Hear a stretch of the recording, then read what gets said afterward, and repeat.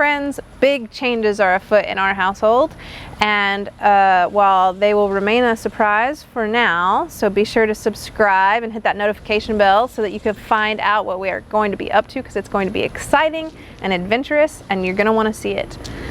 A huge part of those changes has to do with downsizing our area, our space, and our stuff.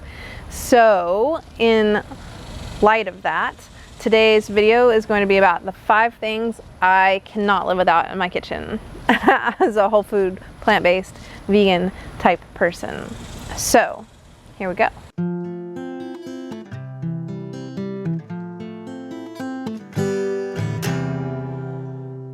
I'm gonna do these 5 in descending order of importance, but like all 5 of them are clutch. So the first thing is dried fruits and nuts.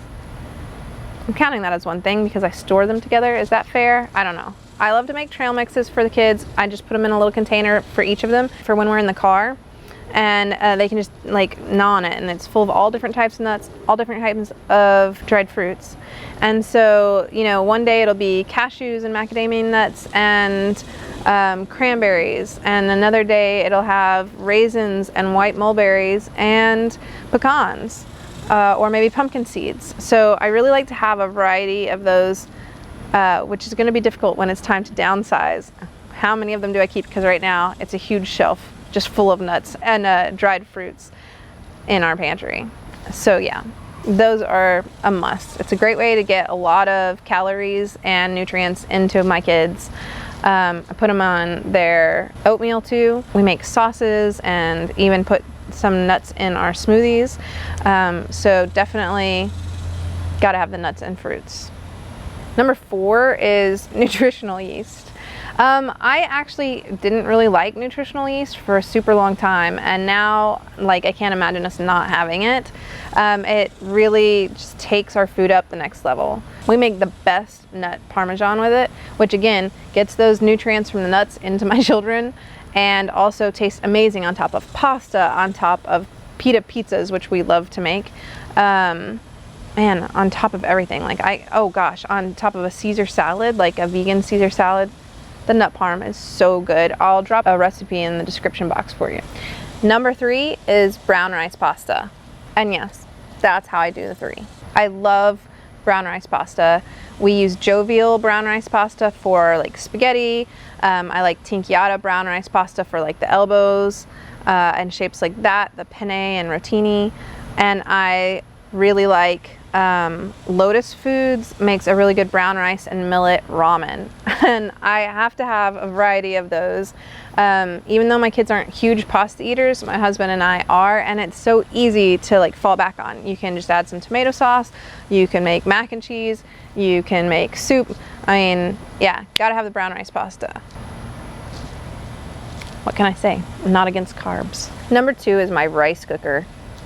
I actually tried to downsize before and just have an Instapot, because it can cook rice, it can cook beans, it can cook, you know, it can be my crock pot, it can be a steamer. And so I thought, okay, I'm just gonna do that, right? And then that takes one thing away because it's bigger too. And our rice cooker, it cooks enough rice for us, but if I tried to cook other stuff in it, like the steamer part is really small and stuff like that, I can't like cook potatoes or something in my rice cooker. If you know how to use an Instapot, like just vegan Instapot recipes, or like how you use the Instapot that just makes it work, and I don't mean for meat, okay?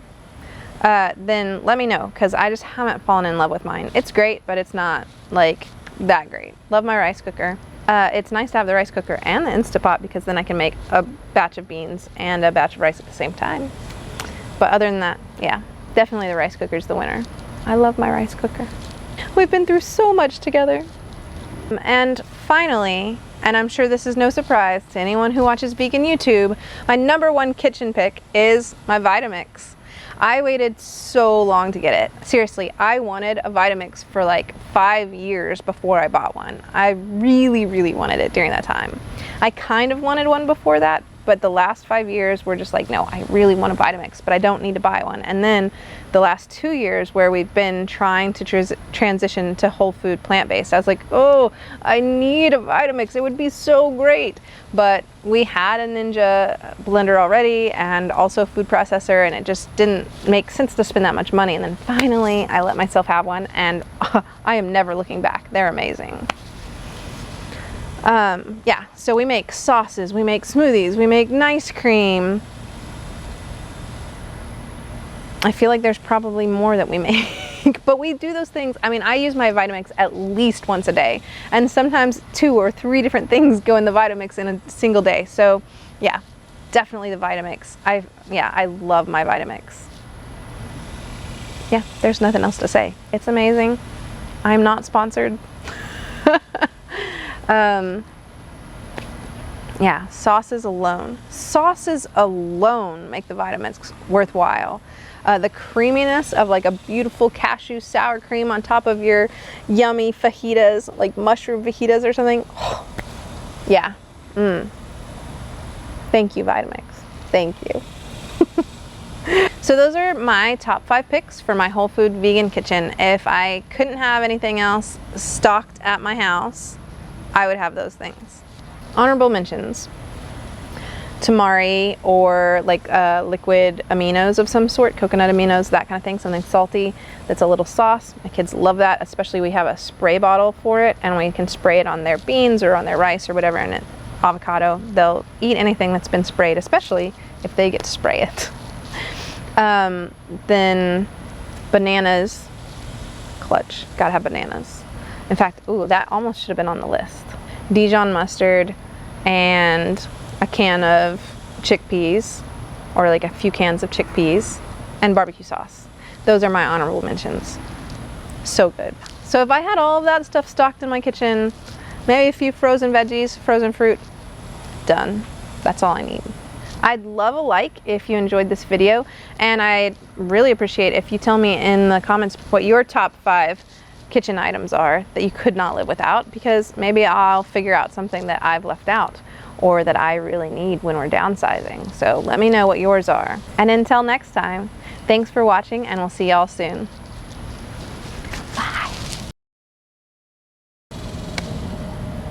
Just waiting for the airplane to go by. I don't even know if you can hear it. There are so many mosquitoes out here. My God.